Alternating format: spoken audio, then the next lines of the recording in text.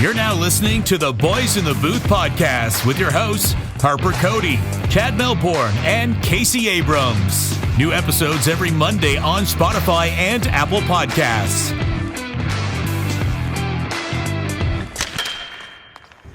Episode 4 of the podcast. Welcome to it. Cody, Abrams, and Melbourne. Thank you for joining us for another week. Remembrance Day coming up on Thursday. Don't forget, if you haven't gotten a poppy yet, please do so. Yeah, guys, great to be on with you again on this Monday as we're recording. How we doing? Pretty good, Harp. This past weekend, just spent some time in the bush doing a little camping and had absolutely no service. On the way in, we started the hike in the dark because we had to get there after work, and we took one wrong turn and it turned a 3.5 kilometer hike into 10.10 kilometers. And there's absolutely no service out there, and the Devils played on both Friday and Saturday. And on Sunday, I was ready to climb a mountain and then climb the tallest tree on that mountain and hold the phone above my head with some tinfoil to try to find out if they won or lost. Yeah, because you're trying to find out the score of the Leafs game because you're a closeted fan. Case, did you use the gimbal that we purchased for Boys in the Booth at all? Did you get any good videos while you were camping? Well, hiking out in the black wasn't ideal for a gimbal. Yeah. And then Sunday morning, I just didn't really feel like it. And when you're carrying 50 pounds on your back, the last thing you're thinking about is a gimbal and taking videos. So I ended up not doing it, but I'm planning on using it on my Europe trip. So yeah, fair enough. We'll save it for pond hockey this winter, Chad. Don't worry. Yeah, that's right. That's something else we need to get some good videos of too. But man, yeah, get some use out of it because God knows, Harp doesn't know how to operate it, and I'm not doing anything with it. So get some use out of it. Harp can't operate a pen. Yeah, but overall, guys, doing good. Nice checking in on a Monday night. Busy week for me this week. I've got a midterm tomorrow. I'm presenting on behalf of the Detroit Red Wings in the mock arbitration proceeding on Wednesday. Then if I go to the finals, I'll be doing that on Friday as well.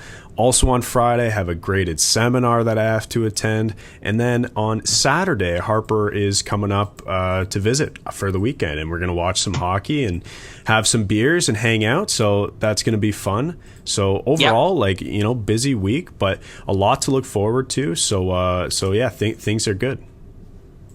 Yeah, no, great stuff. And I don't know if you saw, but over the weekend, guys, I got asked to do some play-by-play of the Brockville Braves game.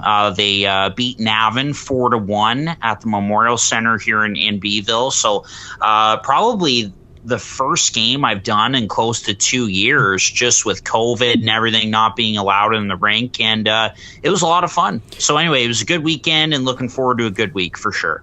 Harp, what is is the capacity and everything in the Memorial Center? Is it full or how did that work? Yeah, it's full. Obviously have to show proof of vaccination, but it's all open now, and it was great to be back doing that kind of thing. Is there anywhere before we jump in? Is there anywhere where we can access that? I haven't heard you call a game in a while. I'd like to listen in if it's available. Yeah, well, Whit Profit, who we know, he's great to put highlight videos together, so I can send you guys one. And the problem is, it's you need a hockey TV subscription to watch a lot of these junior games, right? That's kind of the main platform that's used. But yes, there is a highlight video. I posted it on my Facebook page. I will send you guys a link after the episode for sure. Cool. Wonderful. Okay. All right. So episode 104, as we mentioned right off the top, and we've got some stuff to talk about in this one. We'll start off with a little fantasy corner here in a sec. We'll do a little cap or no cap again this week, and then talk about surprising slow starts to the 2021-22 NHL season. So how about a little fantasy corner here, guys? And again, it was another tough week for me. I lost to our good buddy Alan at Mansky, ball to the wall. That's his team name. He beat me by 20. And he's got some good players. He's got a couple of Oilers. I think he's got Nuge and Darnell Nurse. He's got Sam Reinhart and Anthony Duclair, just to name a few.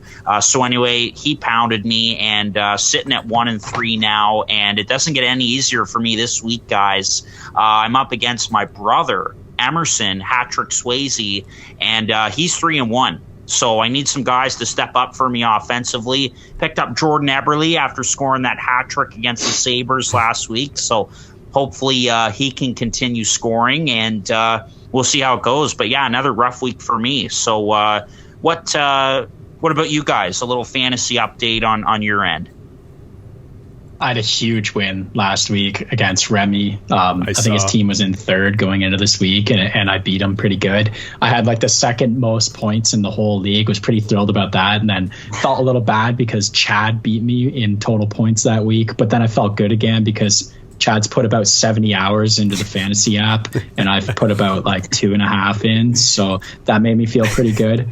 Couple just absolutely disgusting pickups by me that have been paying off just unbelievably. One of them, Kevin Shattenkirk, was just sitting in free agents like 2 weeks ago. I was like, I'll pick up Kevin Shattenkirk as like my 5th defenseman. Boom, leads the league in points by a defenseman. Okay, that's fun. Okay, I kind of need like a utility player, a guy who could play center and a guy who could play wing. I'll take a chance on Duchesne.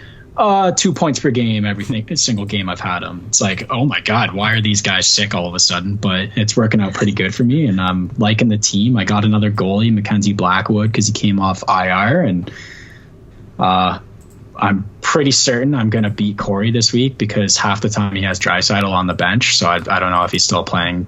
But, yeah. Corey, if you are listening to this, set your GD lineups.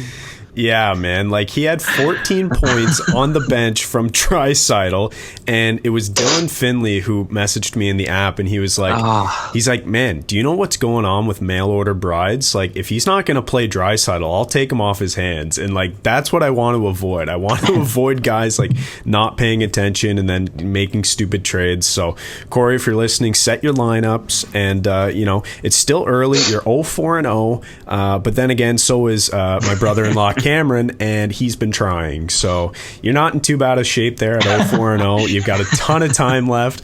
So just, you know, take it for what it is right now and start to claw your way back into a playoff spot. So, Case, I saw your last week. You had a really good week in terms of total points. Yeah. Great week for sure.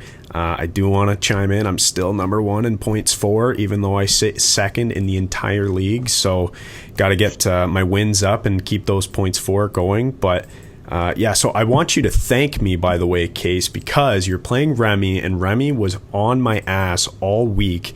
He wanted UC Saros. He wanted Saros from me. He offered me like 15 trades, and he offered me a loan, and I just kept turning them down because he needed extra goalie games played to beat you. And I didn't make those trades.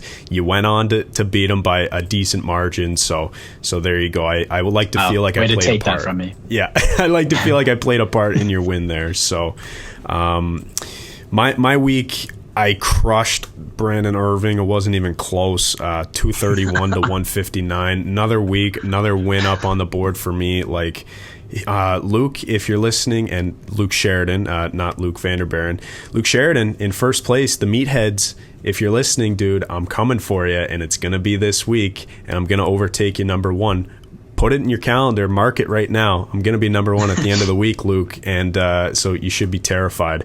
And just before we conclude here, go ahead, Case. Hold on. I want to jump in before you say that because I want to tweak it. Okay. I know you're going to go the top 5, but I don't think the top 5 changed. And LVB was talking to me and saying that, like I've got some work to do to get a shout out on the pod because I'm in the basement right now. Okay. Barkhouse Beauties. Yeah. I'm thinking instead, because the top 5 hasn't changed, we should give a little shame and give the bottom 5 and call those guys out. I like that. Okay, let's do it then. Well, we already mentioned a couple of them. At number 14 and last in the league, that's Corey Morrell, the mail order brides. He's 0-4-0. Set your lineup. Just getting dummied with Draisaitl on the bench, getting 14 points a night. Second last place is Cameron Murray. Don't think he's too worried. He's having a baby in a week. He's extremely excited for that. Fantasy is at the back of his mind, but Cameron, come on, dude. In third last place, we've got Brandon Irving with the Hornytown OnlyFans, 0-4-0 as well. So 3 teams 0-4-0, just getting pumped every week. I will say, though, that Brandon at least has a decently high total points for at 594. For reference, Cameron and Corey are both in the 400s, so they're not even sniffing it.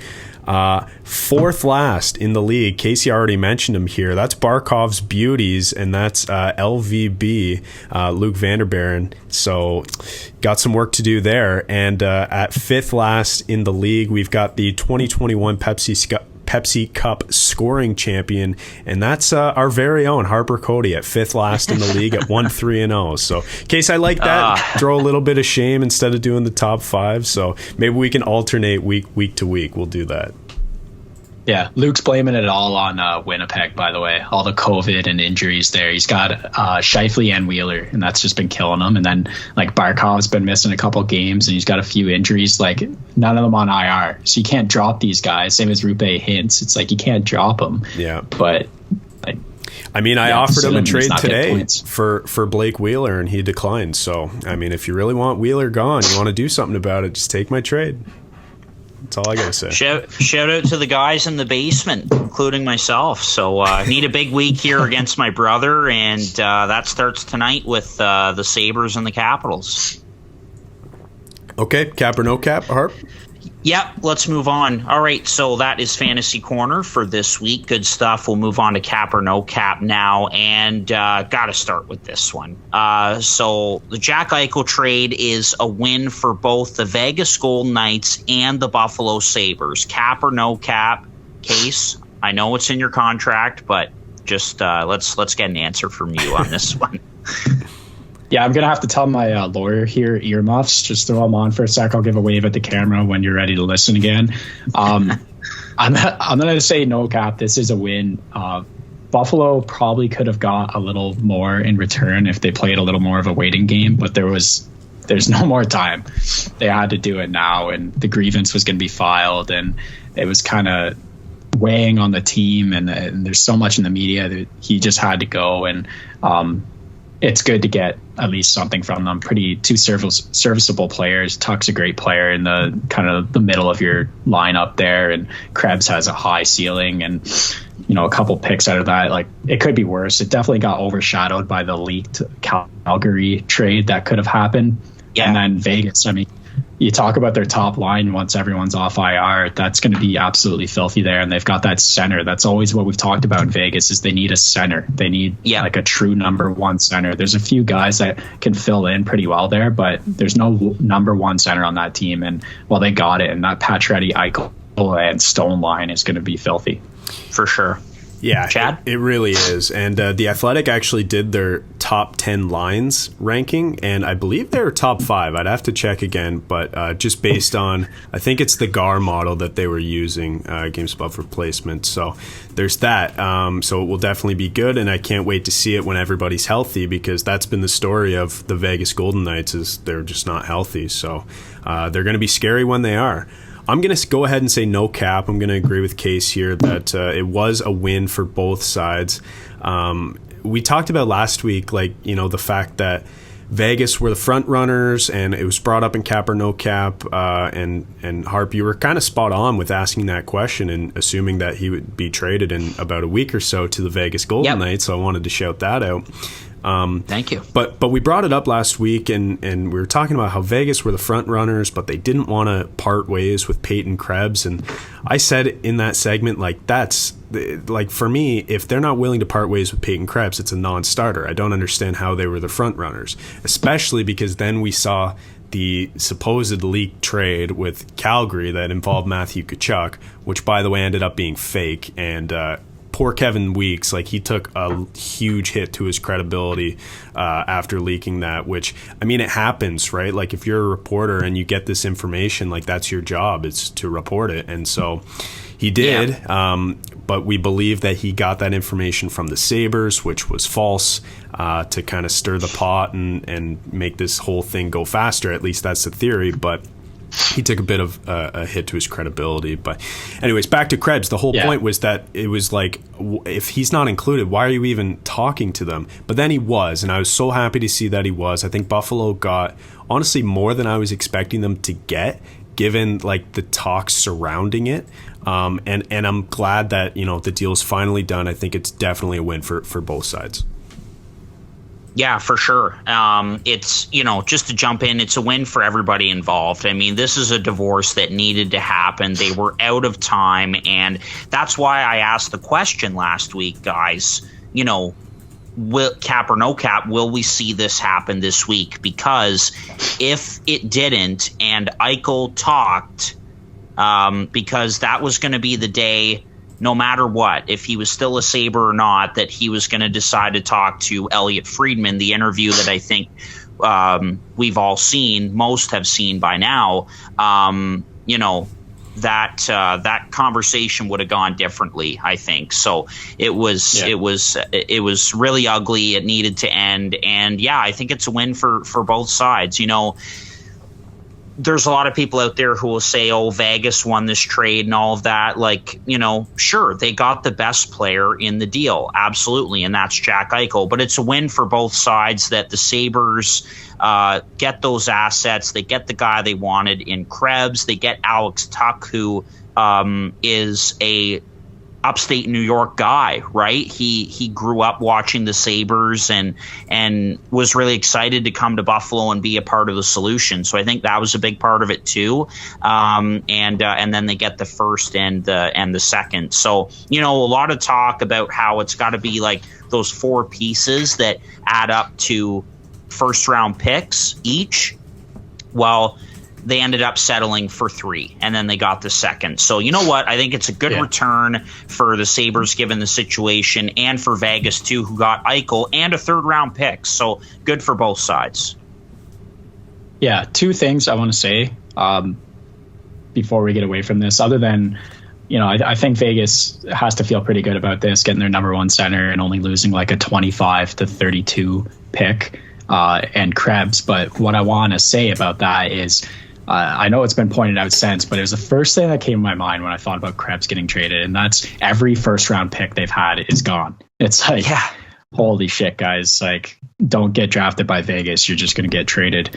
And then the other thing is about Tuck, the other player in this deal, in that guy signed a 7-year contract in 2019.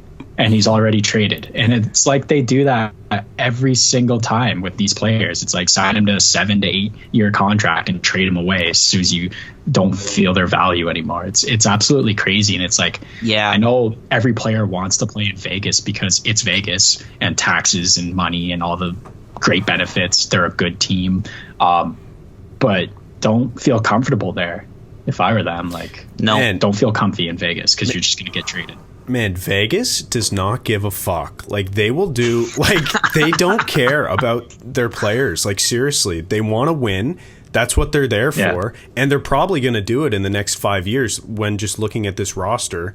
That is above the salary cap, by the way, when everybody's healthy. So they're going to have to figure that shit out. But man, $27 million on LTIR. That's right. But they don't care. Like, even look at the whole Fleury situation too. And they wanted Marc-Andre Fleury to find out via Twitter that he had been traded because they wanted to punish his agent, Alan Walsh, for posting the sword stabbed in the back photo on Twitter.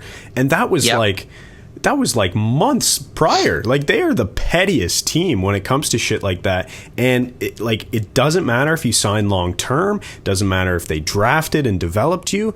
They're going to get the best player. They're going to get the new shiny thing, and they're going to do everything they can to compete for the cup. And they don't give a shit. And I love it. I think it's amazing that someone, like some team in the NHL, has the balls to go out and do this. Because think about it, hardly any other teams in the NHL are going to be able to do this or are going to want to do this. And I think it negatively impacts a lot of these teams in the sense that they have poor asset management. And I think if you look at Vegas, there isn't a better team in the league at asset management. And so there's just another prime example of it, getting Eichel and giving up, yes, your first round pick, Peyton Krebs, but if you get an opportunity to get Jack frickin' Eichel, you do it. And they did. Yeah, crazy. And just quickly before we move on, it's so Vegas. It's right on with that whole brand and everything that if there's anytime there's a big name player involved, they're going to try and go and get them. They got Mark Stone, they got Pietrangelo, and now they got Jack Eichel. It fits perfectly. And another good point, Case, you brought it up just about the first round picks, Nick Suzuki, Cody Glass, Brandstrom, now Peyton Krebs, 4 that they've let go of. Jeff Merrick and Elliot Friedman brought this up. They brought up one guy in particular, Scott Luce, who's a Buffalo guy who is the head of their scouting department, I believe. And that's what they basically said. How do you think he's feeling right now? What's going through his mind with all of these guys that he's sort of led the charge in drafting into the organization? They've all been dealt. And so Elliot's point to that when Jeff asked the question was just sort of congratulations, you took Peyton Krebs, 17th overall, you turned him into Jack Eichel. So, but I wanted to say that Case, because it was, I'm glad you brought up the picks. And Alex Tuch, 2 years into a 7-year contract. We saw the same thing with Nate Schmidt, and I think we're just going to see it more from the Golden Knights. I think I'm so on board with what Elliot said there. It's that's only praise for him. You're not just drafting a player, you're drafting value, and that all of the players he's picked have brought in value. So it's that's a great scouting job in its own. Sure, he doesn't get to watch them grow on his team, but it's look at all the guys you brought in with those drafts. So it's good on him. You're drafting assets, and that's what they've done. They've been the best in the league at managing their assets. So good on them. Final point before we move on, because I know we're going a bit long here on this whole Jack Eichel cap or no cap. But think about this team now, Vegas, again, when everybody's healthy. The sheer number of former captains on this team is something else. So you've got Mark Stone, and now you've got Jack Eichel, and I believe Pacioretty was the captain of the Habs for a brief stint, and then Pietrangelo on the back end, captain of the Stanley Cup winning St. Louis Blues. So there's 4 right there, and they've got so much leadership in that room. And that was actually one of the things that Kelly McCrimmon said in the press conference after the Eichel trade. He was like, listen, I went out and thought to myself, we need guys who know what it takes to win a Stanley Cup. We need leaders, essentially. And of course, I'm paraphrasing, but that's Jack Eichel. Well, the whole leader narrative is great. The amount of captains they have, I just think it's awesome. And you can make the point. Sure, Jack Eichel hasn't won anything, and maybe he wasn't the best leader in Buffalo, but it's just getting captain material and having so many of those guys. I think that's so important, and Vegas clearly does too. Yeah, for sure. Yeah. Last thing I'll say, very happy to hear what Eichel had to say about the city of Buffalo and the fans.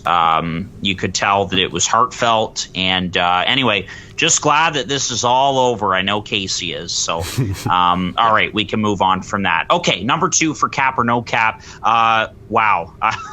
Connor McDavid's goal Friday night versus the Rangers. I actually saw this live. I was watching the game, and wow. And so that is the goal of the year, and we won't see another one come even remotely close to it. Cap or no cap, Chadwick? No cap. That was the best goal of the year. There won't be anything better than it. When I saw it the first time, I had to do a double take to count how many players were in the frame of the opposing team. And there were 4, and they talked about it on the 32 Thoughts podcast, and it was brought up what other player looks at that situation like a 1-on-4 and thinks, I know this is low percentage, but not for me. and then just does it. It's just unbelievable. That goal will go down as one of the best, I think, or maybe the best in McDavid's young career so far. And I think it's goal of the year unless something absolutely ridiculous happens, but I just don't see that happening. It was unbelievable. Yeah, I'm going to say Cap for the exact reasons you just ended that point on. And that's because Connor McDavid is still playing in this league and he still has many games to beat his own goal. That's right. That guy is an absolute freak of nature. I'm going to say no, only because Harper ended it with no one will even come close, because McDavid's going to put up 4 or 5 more that you can throw in the same bucket as that goal. I just watched his highlight reel the other day and it was like, he's going to do it multiple times this year. So I'm going to say Cap. So good. That's an excellent point, actually. He may very well beat his own goal of the year with another one. I would not be surprised. Yeah, that's what will beat it, Case. It'll be the exact same scenario, but 5 opposing players instead of 4. Yeah. Or 1 on 5. Yeah. That was awesome. And I mean, as crazy as it was to see, you're not even surprised. It's Connor McDavid, and absolutely love the press conference afterwards. And I'm paraphrasing, of course, but he said, I'm getting paid big money. I'm expected to score big goals, and it just probably not a good idea to. What's just that? Doing my job. Just doing my job is what he said. Yeah, just doing my job.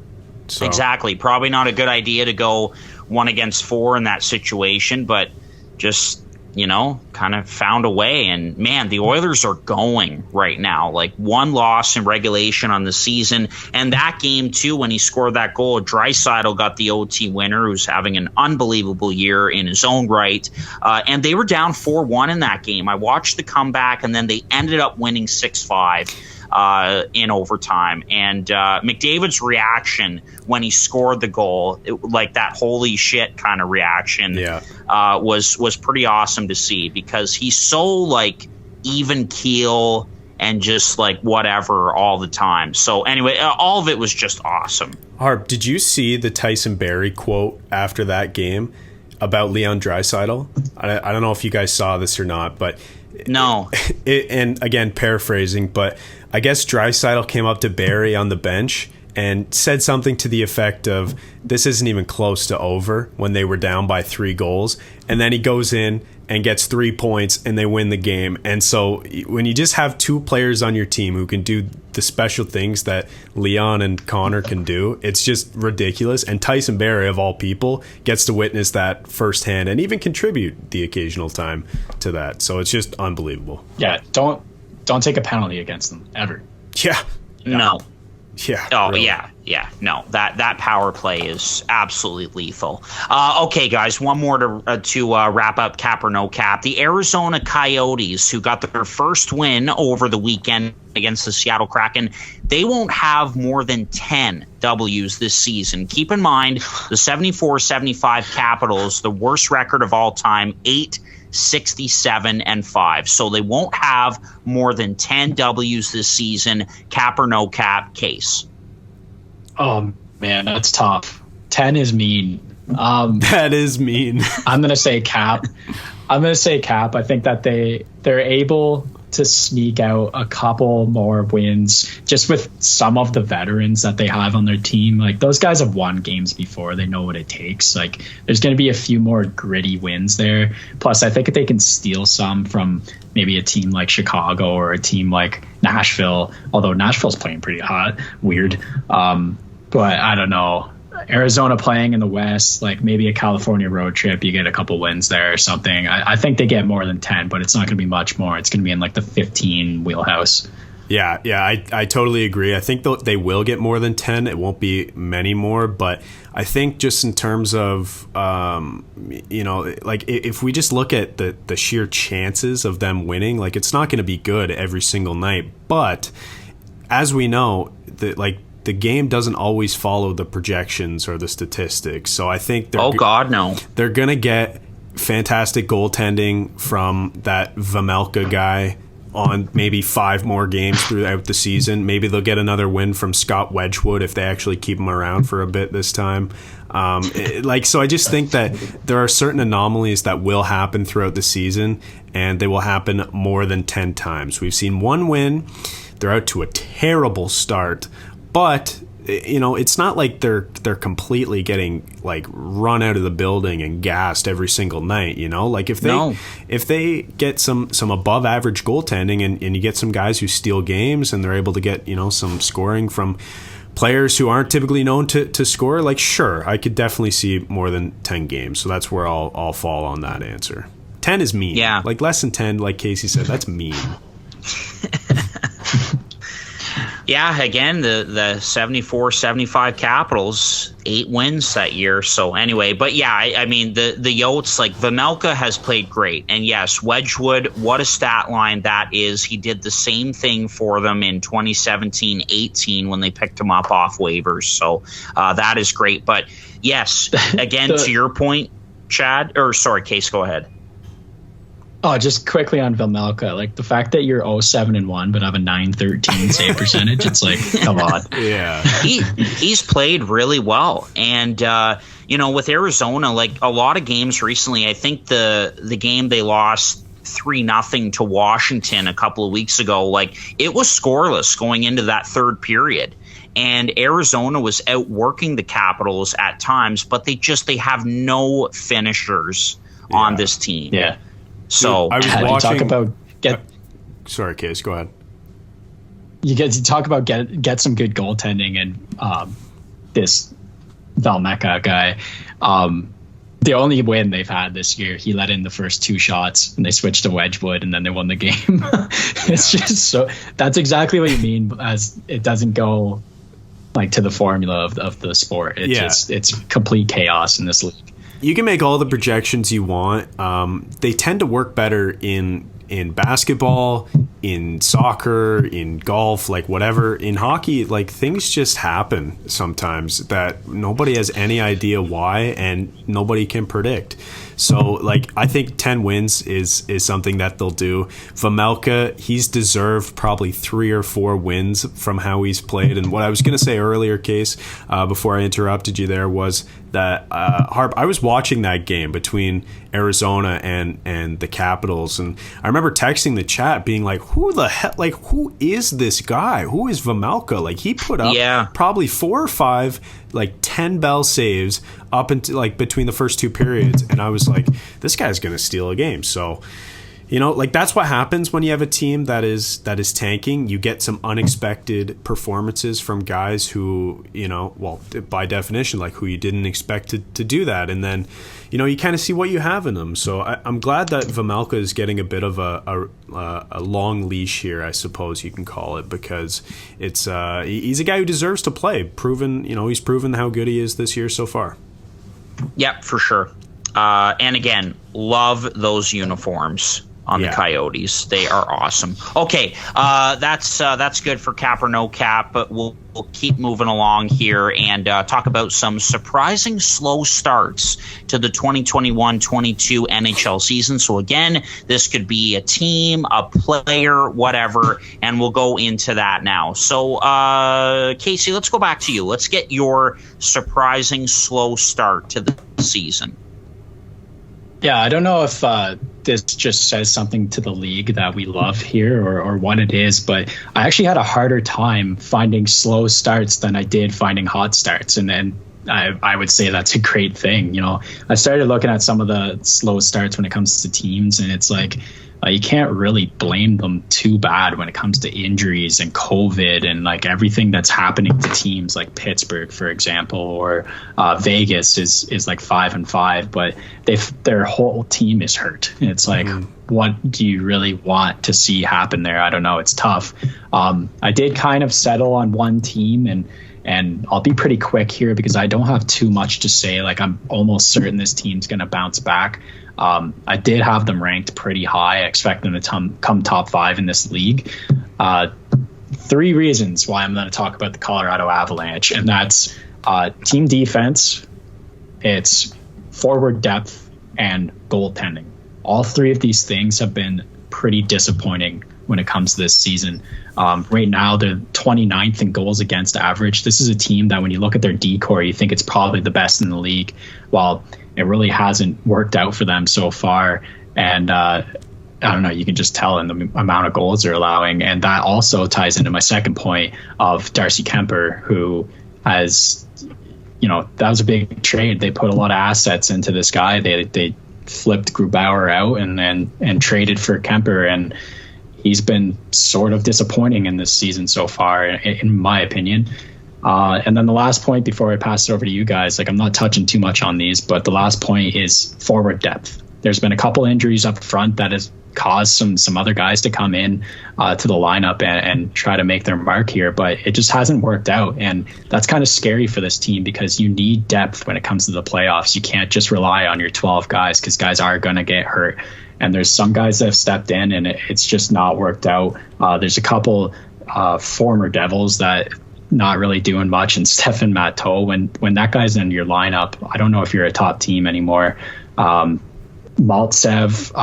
Kaut hasn't really been the guy we want him to be. There's Jason Megna is slotting into the lineup. He couldn't crack He's an Toronto. AHL guy. Exactly. There's so many AHLers on this team right now. I think the whole bottom line is pretty AHL-y other than Darren Helm, but his prime was 7 years ago. And then there's Sampu Rantna. And it's there's just the depth just isn't there. The top guys have been going on this team as they normally are. Landeskog and McKinnon and Rantanen when he's healthy, Makar, all the guys are clicking except for all the depth around them. So this team's kind of struggling right now. But like I said, they start to get healthy. They start to go on a roll. I have no doubt that this team's going to be a playoff team. But I'm starting to get scared for what's going to happen to them in the playoffs when I see this team's depth. Mm-hmm.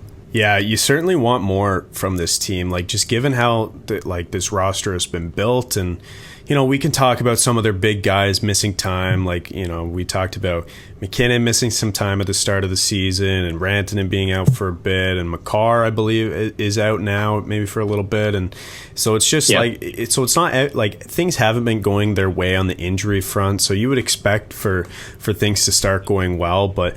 Yeah, Kemper is another one who has been, towards the bottom of the NHL in my favorite stat, goals saved above expected. So that's something that you would expect to be turned around playing on a good team that typically doesn't allow too many high danger scoring attempts, but has been throughout these first 10, 12, 15 games of the season. So there's a lot that's not going right for Colorado right now, but just given how this team is built, I really do think they'll bounce back. They'll be a playoff team. I think they'll be a good playoff team too. But yeah, that depth is something that is making me a bit nervous. Just looking at that fourth line case, as you mentioned, and Harp said too, it's an AHL fourth line, aside from maybe Darren Helm. But yeah, it's just not good so far. I do expect things to turn around. There are a few players who are underperforming, but overall, this is the topic of the episode, slow starts, and Colorado certainly has had one.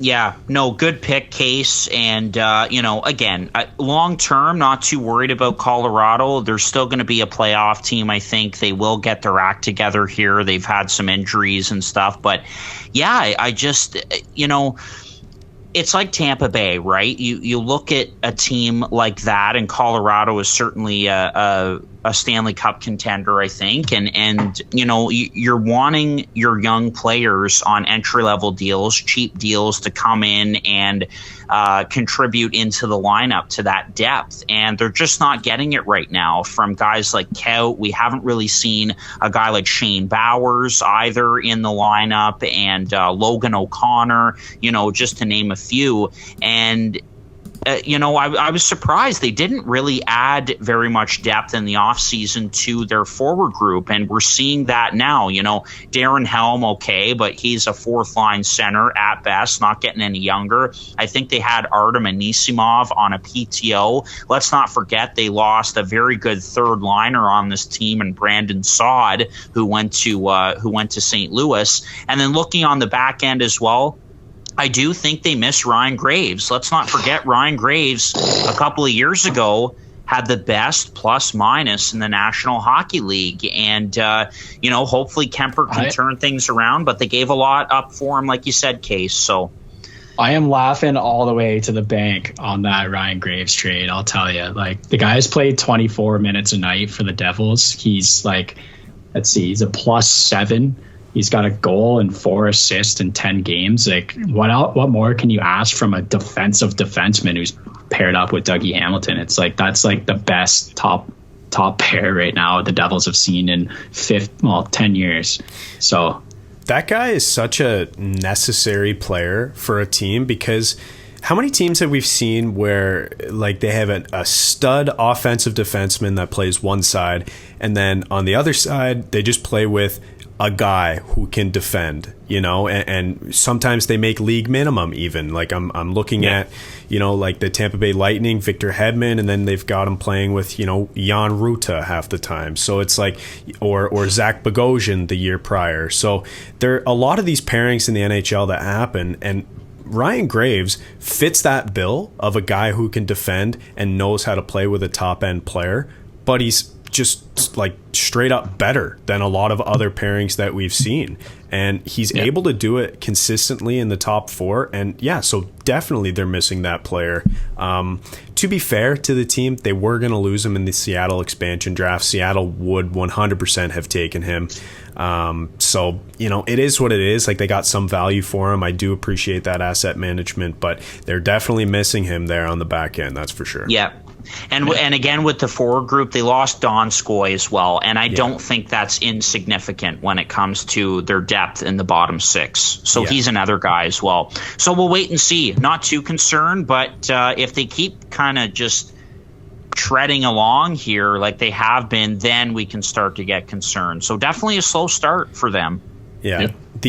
So in The Athletic, I read last week when the sky was falling in Toronto, like, of course, there were a ton of articles about, what's happening to this team, why they start below 500. Well, Colorado and Vegas and Toronto all started below 500. I think this was about 8 games into the season that I read this article. And those 3 teams actually were projected by the Athletics model to be 1, 2, and 3 in total points for in the NHL, and they all started below 500. So again, that's just another point in saying, like, the statistics, the projections, like, they're fine. They give you a good idea of what's going to happen, but it doesn't always paint the entire picture, and the NHL does crazy things. So yes, Colorado is still one of the best teams in the league. Yes, they did have a slow start. Those two things can coexist and be said in the same sentence. Yes, that's for sure. Okay, Chadwick, your slow start to this season. The Montreal Canadiens, and I've been waiting to talk about this team for the longest time. Personally, it's not shocking to me that they finished, or that they've played 13 games and they've only won 3 of them so far this year, because they finished 18th in the regular season last year. They didn't get better. They lost their number 1 defenseman and their starting goalie. So you can't say that they got better after those notable subtractions. So I already mentioned their record. They're dead last in the Atlantic Division right now. They have the 3rd worst goal differential in the NHL, behind 2 of the absolute worst teams in the league right now, Arizona and Chicago. Those are the only teams that have a worse goal differential than Montreal. I will say, though, a bit of a caveat. They have the 2nd lowest shooting percentage in the NHL right now, a team shooting percentage. So you have to expect that will go up. So, I mean, it's not all doom and gloom in Montreal. I think they will improve, but it's been a terrible start so far. I just have a few more stats that I want to get through, and then I'll get your guys' opinion. They only have one line that has controlled the majority of expected goals this season, and it's not even their top line. It's Drouin, Dvorak, and Anderson, and they've controlled 52.1% of the expected goals, so barely over half. And that's been their best line this season, according to expected goals. Of course, you can make the argument that Suzuki has more points than anybody else on that line, but just in terms of framing it that way, that's been their best line, and they only have one of them that's been in the positive of expected goals, which is not good. Jake Allen is their starting goalie, of course, and then Sam Montembeault has been back there as their backup. Montembeault has not been good when he's played. Jake Allen has been slightly below average, like fine. But if you think about this team, like the only way that they get wins typically, I mean, especially in the playoffs, is stellar goaltending from Carey Price. And they haven't had that. They've had pretty much average goaltending all year or below average. So it hasn't been good. A few players that haven't been, great this year. Cole Caufield, as we know, talked about last episode, 1 point through 10 games, got sent down to the AHL. That's tough for anybody who drafted him in fantasy or traded for him like Adam did, my other league. So that sucks for him. Casey did in our league. That's right. Jeff Petri, though. Case, here we go. Jeff Petri, this is another one for fantasy that is just brutal. Last year in fantasy, Petri, in the way our league is structured, would have finished 44th among all players in total points. And I was very high on Petri at the start of the year because he pretty much does everything. He hits, he scores, he puts up a ton of assists, power play points, etc. And especially because Weber isn't there, you'd think that Petri would be having an even better year because of more opportunity to play. Well, he has just 2 assists in 13 games. He hasn't been great at all. And it's really impacting my fantasy team. I got him in the 7th round in both of my leagues, and I'm still waiting for him to do well. In terms of playoff odds, that's something that we talked about, and something I could have predicted or did predict at the start of the season, that the Montreal Canadiens would not make the playoffs. Money Puck has them at 24%, which I think is pretty generous given the competitiveness of the Atlantic Division. The Athletic, though, might be a bit harsh. They have them at 1% projected to make the playoffs, and they project them to finish 5th last in the NHL. So, final point before I pass it to you guys. I was looking at, Dom Ducharme, because this was the narrative last year, right? They fired their coach, and Dom Ducharme was the new guy in town, and he stuck around, and so he's the guy going forward. His record with the Habs is 18-26-7 in the regular season. So my question then to you guys, given all of this, is it time to fire Ducharme? Should the Habs fans overreact right now and call for his head? What's going on with the Habs? Will they get better? Case, we'll just go to you. What's his record in the playoffs? Okay, thank you. We'll stick with Ducharme for a little longer. He's just got to have better players. I can't really blame it on him very much. You've talked about it a lot, Chad, that there's not a lot of goal scorers on this team. Well, I'll tell you, you're not going to win many games with Carey Price out and scoring 2 goals a game. That's their average.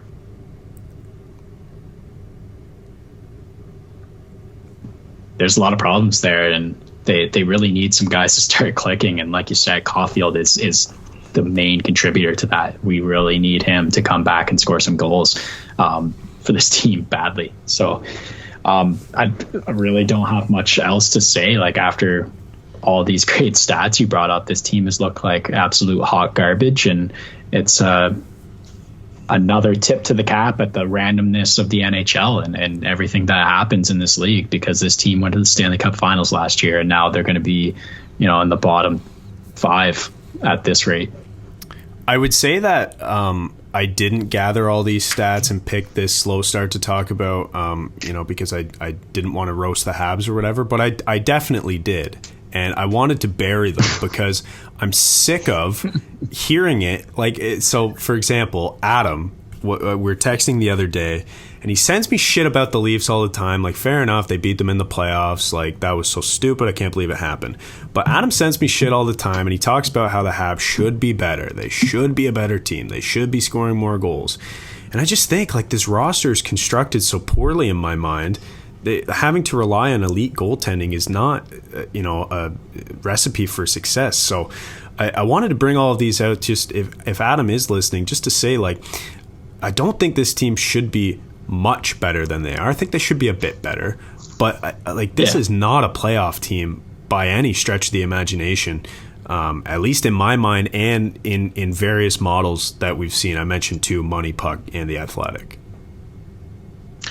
I think at this point for the Habs, the best thing for them would be to get a high draft pick in this coming draft, maybe even the number 1 pick in Shane Wright, because you've never really seen a clear direction with this team the last few years. And that run was miraculous last year, but it took a lot out of guys. Shea Weber likely is done for the rest of his career. Carey Price is just getting back. He will just be getting back out of the player assistance program, which is fantastic. That should give them a nice boost.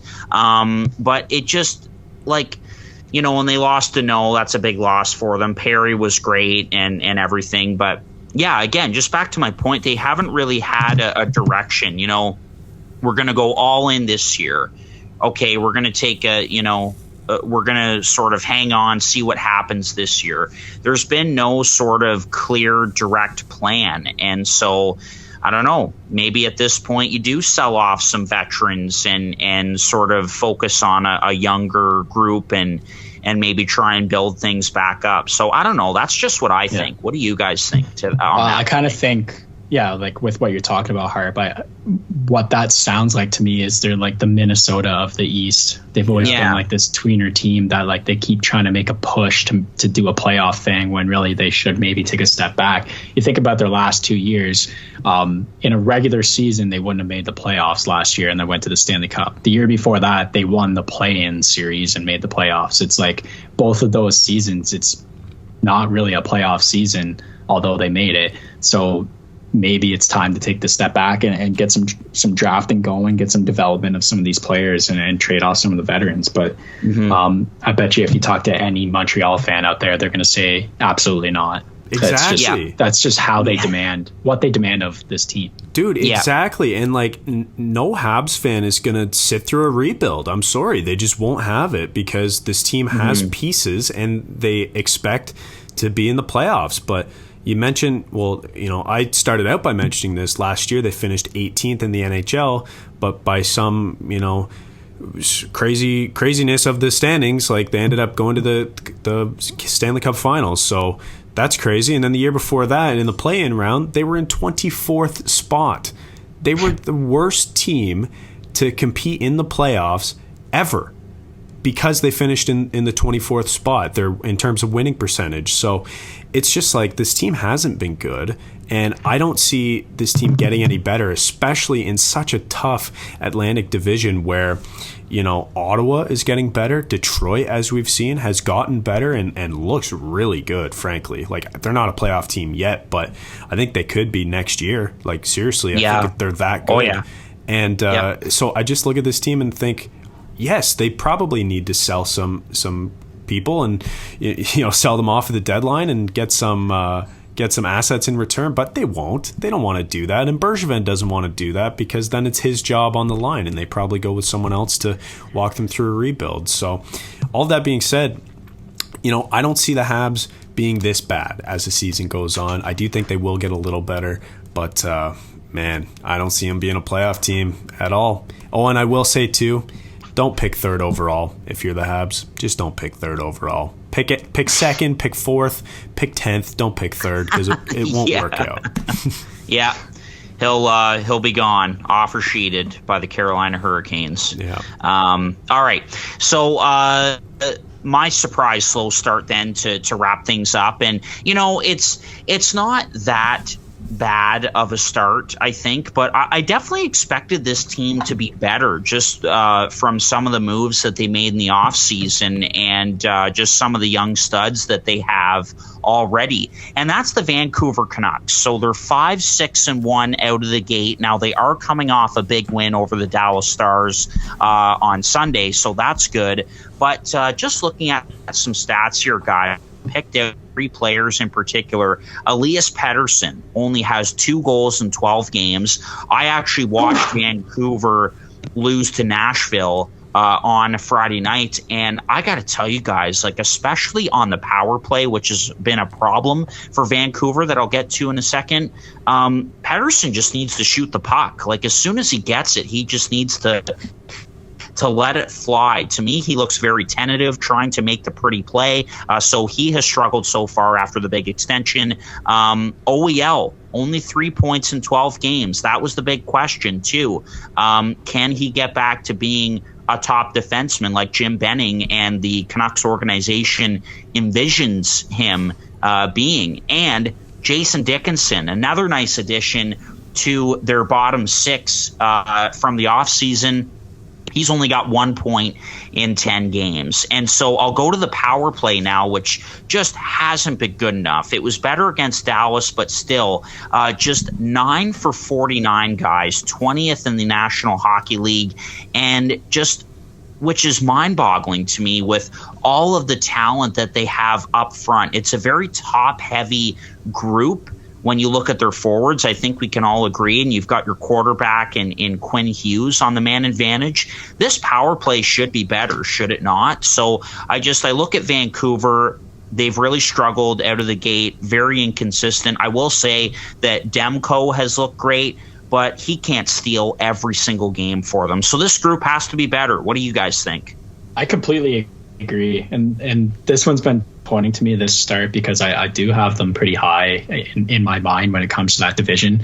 And I was hoping for them to be a little better, Canadian team and a team I've always had a little liking to, that's for sure.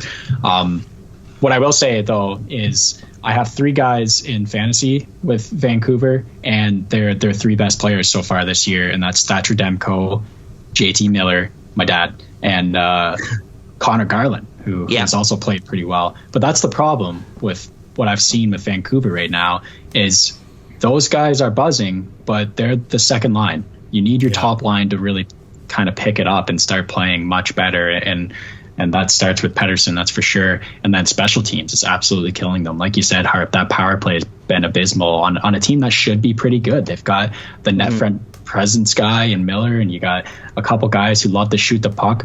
You watch all the highlights of Pettersson, he shoots the puck. So he's got to get back to that. You're 100% right, Harp. And then the worst penalty kill in the league to start the season at 63.9%. Special teams is absolutely killing this team, and I know that all too well being a Devils fan. So they've got to solve the special teams, and once some of the bigger names start clicking, I think that this team's going to start climbing their way back up this kind of poor division. Yeah, but totally. Definitely a slow start, Art. Yeah, totally agree. Slow start. Case, talking about your fantasy team, so you have those 3 Canucks. I have 2 of them in my other league. I've been trying to pry these 2 off of you in our league, Demko and Miller. Miller is so good. Like, I think he's ranked like 10th in the league right now. I love him. Yeah, he's excellent. Just wait until this team starts scoring power play goals, Case. He might be a top 5 player by the end of the year in fantasy. Sorry, let me correct you there. JT Miller is ranked 4th in the league in fantasy points. Thank you. Yep, there you go. Incredible player, and just wait until they start scoring some power play points. Like I said, he might be top 5 at the end of the year. I wouldn't be shocked. I think I took him in the 5th round in my other league. So I don't know where you took him, Case. Probably about the same. I know I have my eyes on him, but he's a fantastic player. Pettersson's got to get going. You guys are right. But, special teams and everything, like, they're going to turn it around. Like, this division is not very good. I think they're still a playoff team in my mind. So, like, in the Pacific, I mean, I don't know what we had picked right now. I've got to make room for Vancouver, though. I think they deserve to be there. They're a playoff team, and especially if you get like Vezina caliber seasons from Demko as well, like, you can't waste these. So they'll figure it out, and they'll put it all together, and they'll be a playoff team, and then whatever happens after that is magic beans. Who knows? But definitely a slow start. One more thing to note about the Canucks too, Travis Hammonic has returned. So I don't think that's insignificant, and I think it's going to take the load off of guys like Tucker Poolman and some others on that back end. So he should help them out a little bit. But definitely expect Vancouver to turn it around a little bit. And again, Demko, from what I've seen, has been excellent. His play definitely has not had a huge effect on their record. They just, and what I mean by that is they just haven't played very well in front of him. So he's been really good. So anyway, there we go. All right. Thanks for listening. Surprising slow starts to the season so far. You can hit us up on our Instagram at Boys in the Booth. Let us know what you think.